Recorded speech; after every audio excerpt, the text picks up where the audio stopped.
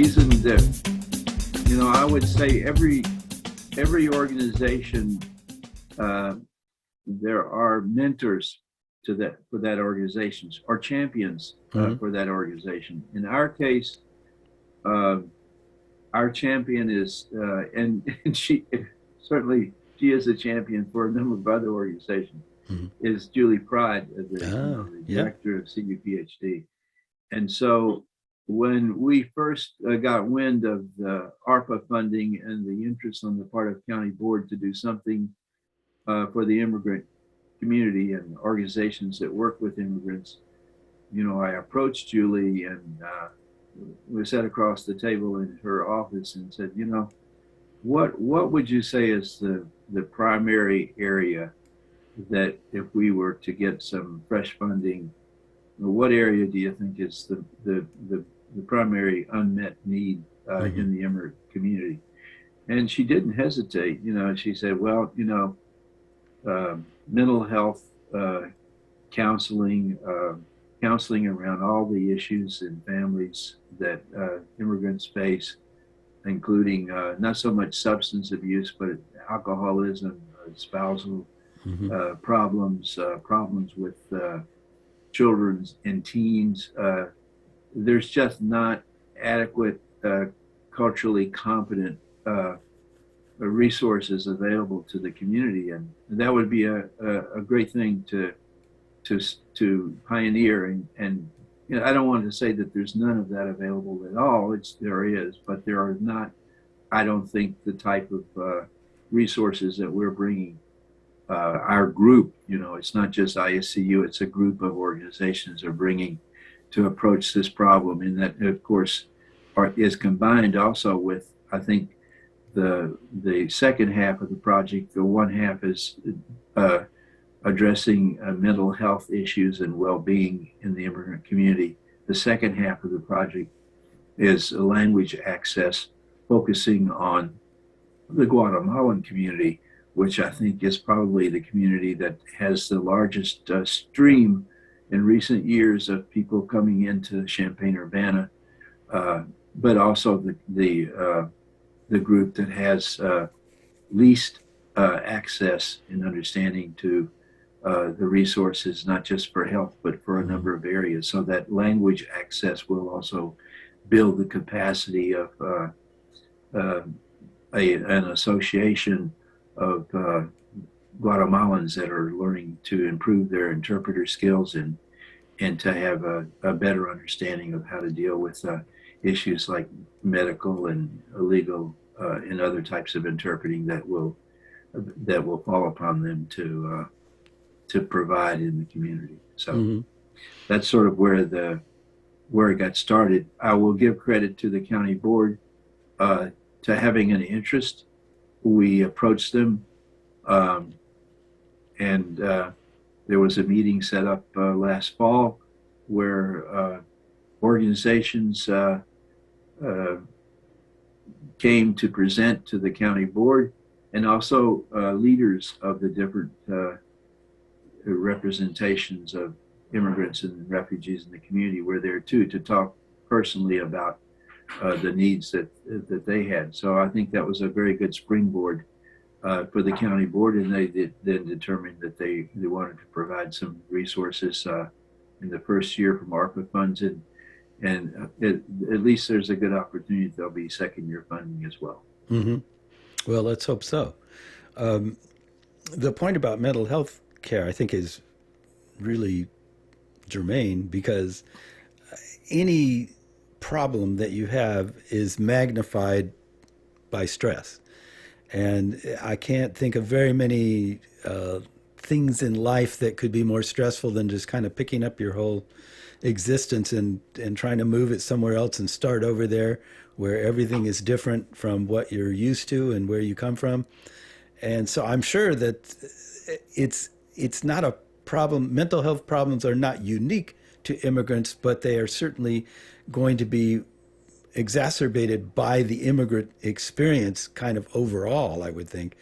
And so that makes it a very important thing. And I'm glad that you're going to be addressing it. What I'm wondering is, Are you going? You mentioned hiring one person from this funding.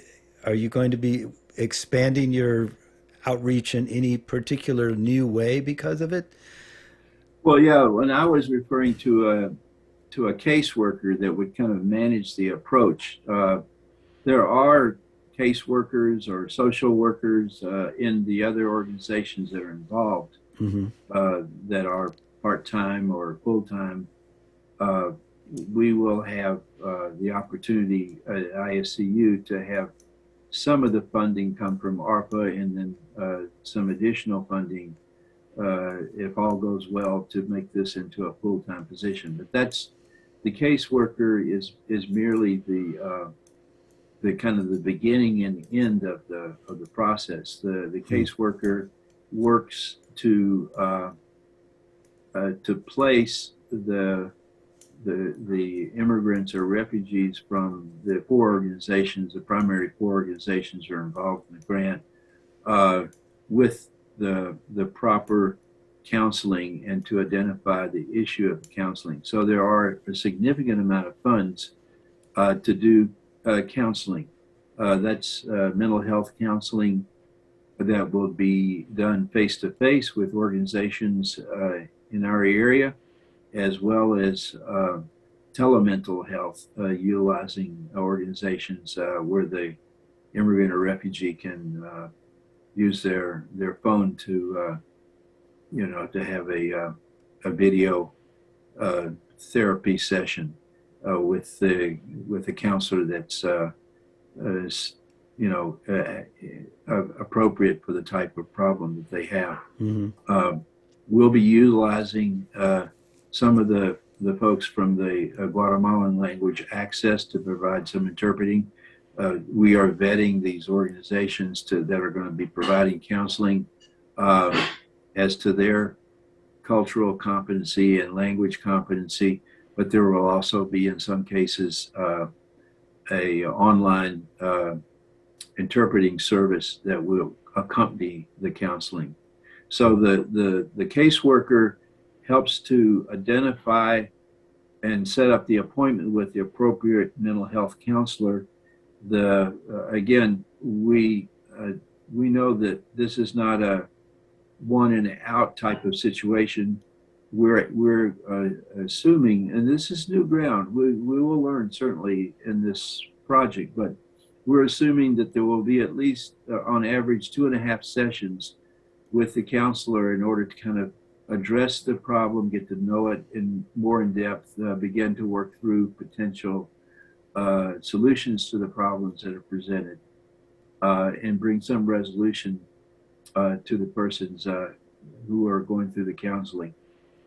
Out of that, then will be generated a report, and that report then will be then provided to the caseworkers in the organizations that originally submitted the person for counseling, and our counselor, our caseworker will provide a set of recommendations of resources and contacts to the caseworkers in each and social workers in each of these organizations, so that there will be, out of this experience, a plan of what people can do, what immigrants to do after counseling to kind of address and find the resources they need, or in some cases to find additional resources to continue working on the problems that they have. If, for instance, someone has an alcohol abuse problem, help them to identify, a support group that will help them continue to be able to take care of that type of a problem, or if there's other resources that they need in the community to help them know where to go and how to address those things in a timely manner, so it doesn't develop into the kind of anxiety and stress that they have all faced. Just about, I can't think of any immigrant, whether they're coming from Afghanistan or from Central America or from many countries in Africa that have come here. They all face tremendous difficulties and hardships, and in some cases, just things that are so difficult to overcome when they made this choice to come to our Hmm. community. Yeah. So in other words, your group is not providing the therapists themselves. You are acting as guides. You're going to channel people to the appropriate place where they need to go to get the services that they need. Right. Okay. The bulk of the funds of the project are funds that will be used to contract the counseling services. Mm-hmm. Mm-hmm. Yeah, that's the way it works. Yeah. Okay. That's good. One thing I'm discovering from talking to different people in these different groups is how truly interconnected everyone is. Like everybody knows everybody else to a certain extent, and I think that's one of the hidden strengths of this community. Anyway, I don't know. It's probably similar in other places as well, but here we have a number of different people all over the place who are doing slightly different things, but all with the concept of helping immigrants or making them feel more welcome or something like that. And the ability to go, I know who you need to talk to. You should talk to so and so.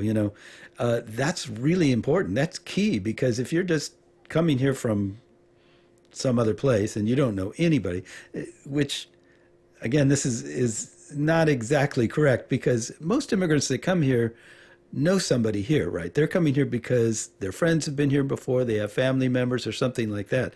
Do you run into very many people that just out of the blue said, I don't know, I just pulled out a map and put my finger down and it was Urbana, Illinois, and that's where I ended up. I don't know anybody.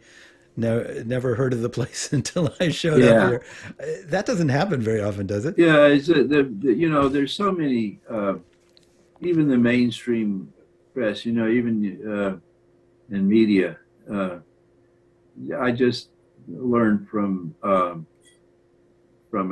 lunch visit that I had with one of the organizations here in town that's working with unaccompanied minors. This is just as an example. We hear all about everybody coming across the border, and where are they going and what are they going to do, and why did they come?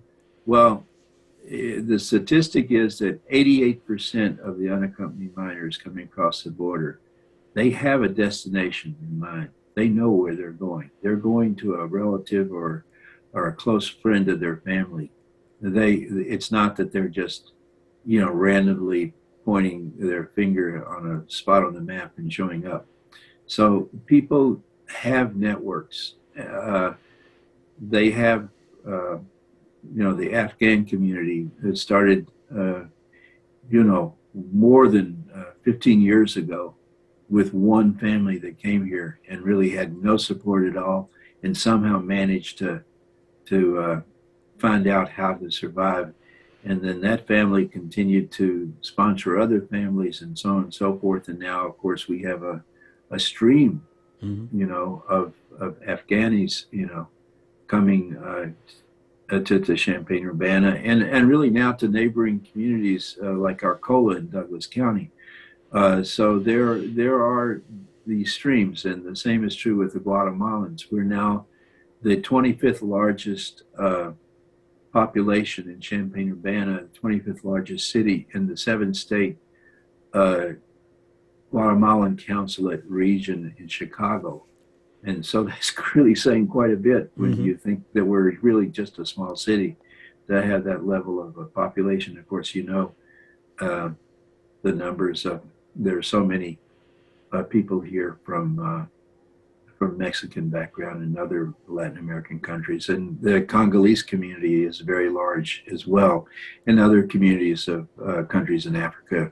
But there are large streams now of people, and they are coming to Champaign Urbana because they know someone here or they've heard this is a friendly place to land. Mm-hmm. And certainly Illinois as a state has a decent reputation as an immigrant friendly state to reside in. Mm-hmm. Yeah, I think part of it is maybe due to Well, large part's due to the media, and probably a large part also is due to anti-immigrant people who try to varying degrees, to dehumanize immigrants, so that it's not family members, friends, relatives. You know, they're just people. They're just faceless, nameless people who are just coming here because they heard we've got stuff here and they want some of it.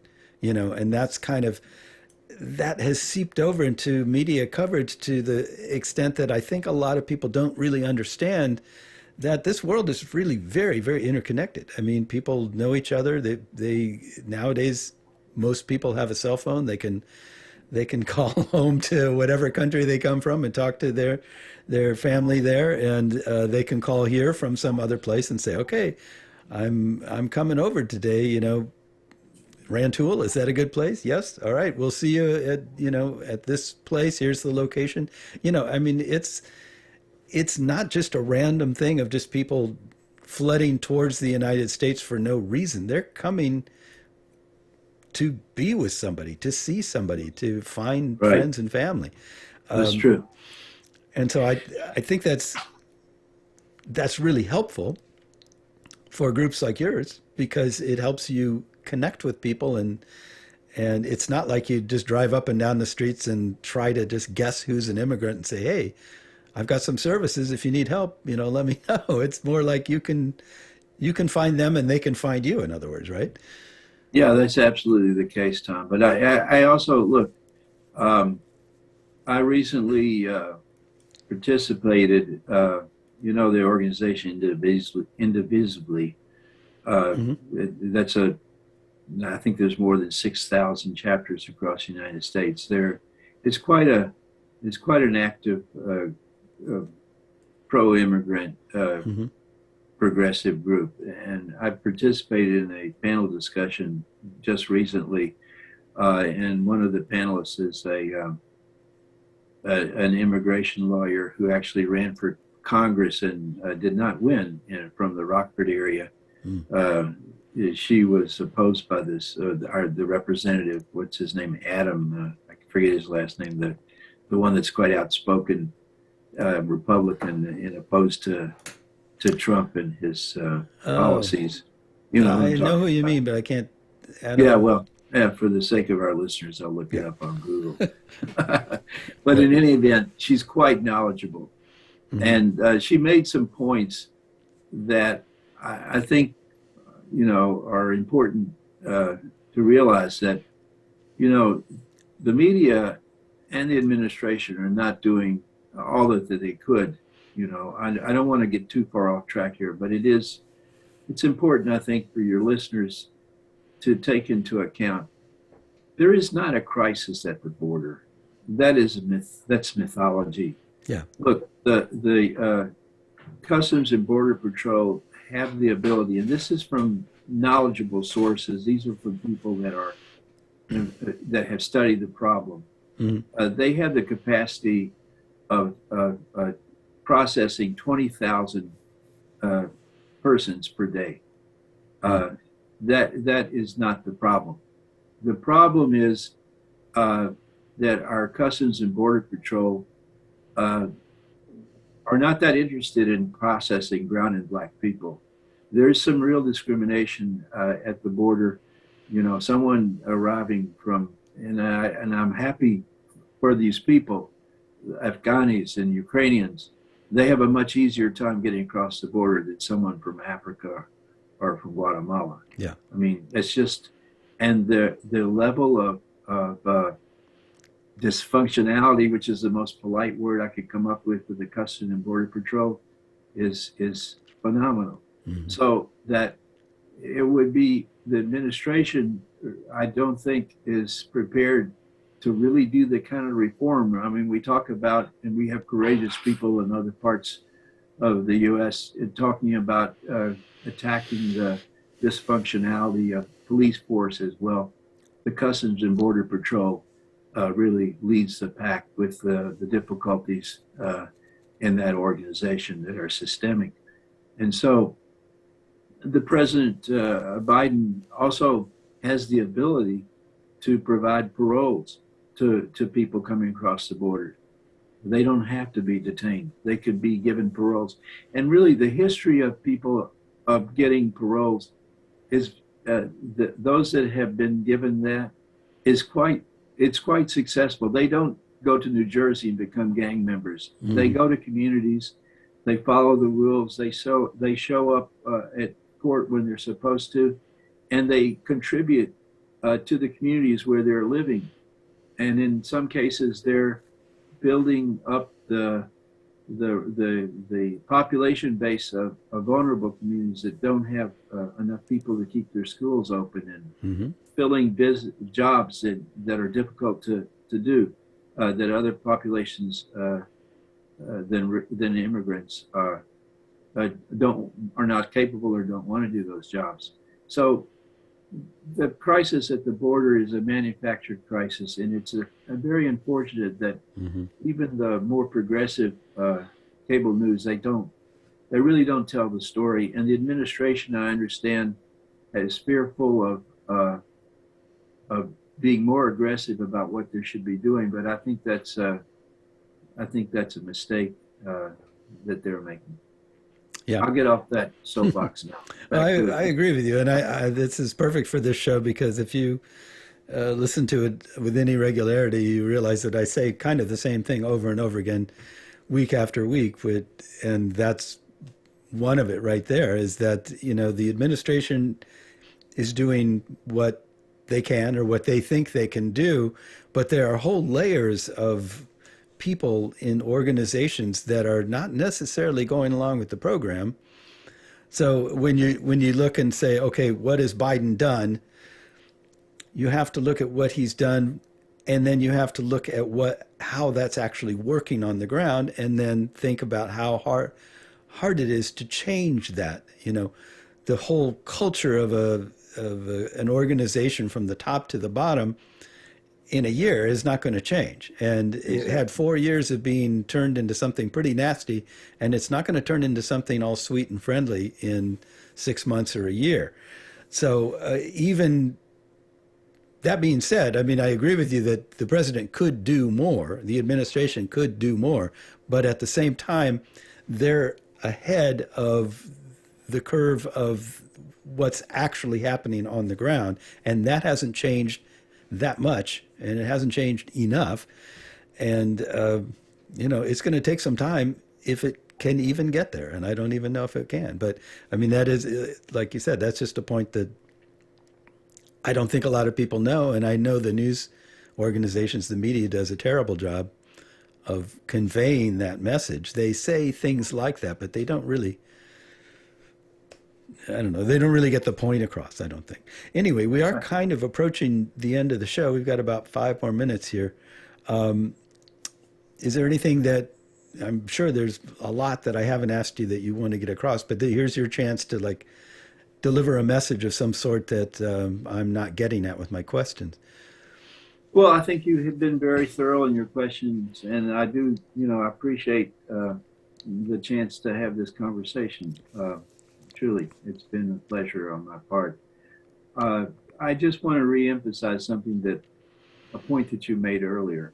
And this is true in Champaign, Urbana, and it's true really in many communities across this country.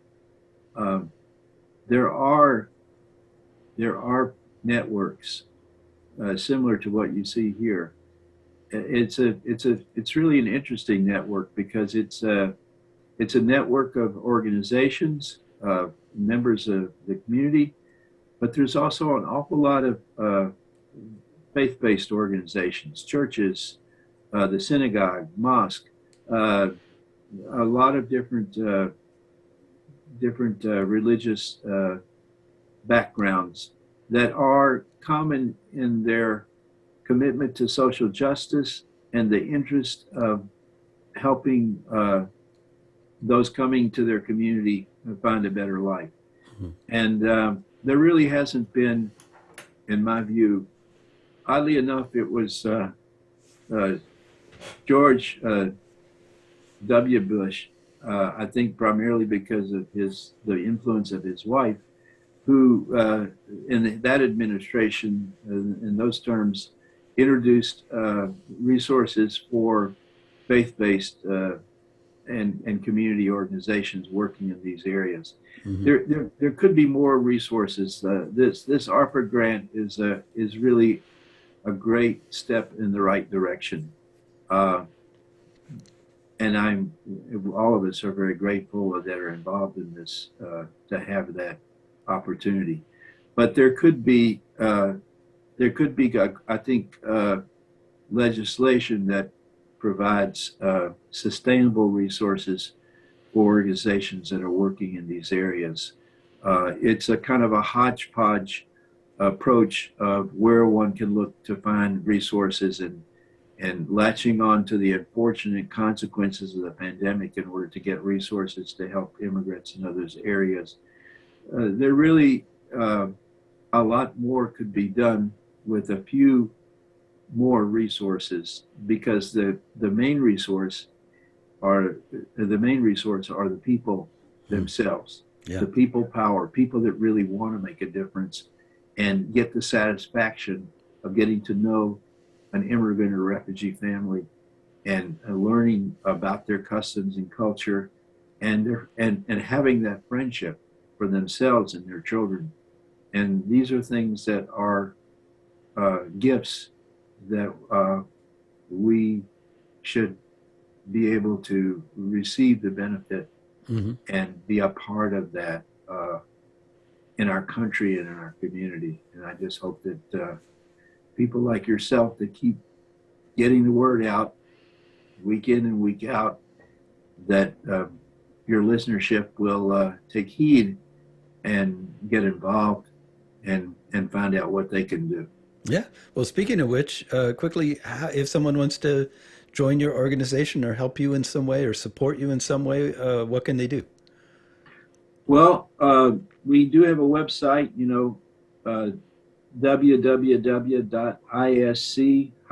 www.isc-u.org. Uh, we have a Facebook page, is.cu. Uh, we have an organizational email, iscu, the number 2day at gmail.com. All of those are ways. We have an Instagram account as well that has a few followers.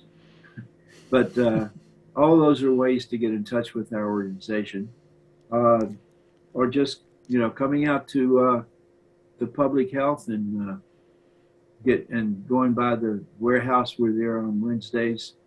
Uh, we can make appointments uh, and get involved with folks. But if they're interested in volunteering, usually the ISCU today at gmail.com is a great way to get in touch and find out more about what they can do, or if they want to make a donation of furniture or household goods, or they want to make a contribution. We are a 501c3 organization, so these contributions are tax deductible, and or they just want to give a few hours every week or when they can. Uh, Hmm. I think that all of these things will be rewarding. Great. That's wonderful. Well, thank you very much. We've run out of time. I appreciate it. We've been speaking with Ben Miller, not Mueller. And we hope to talk to you again sometime. Thanks, Tom. Thank you.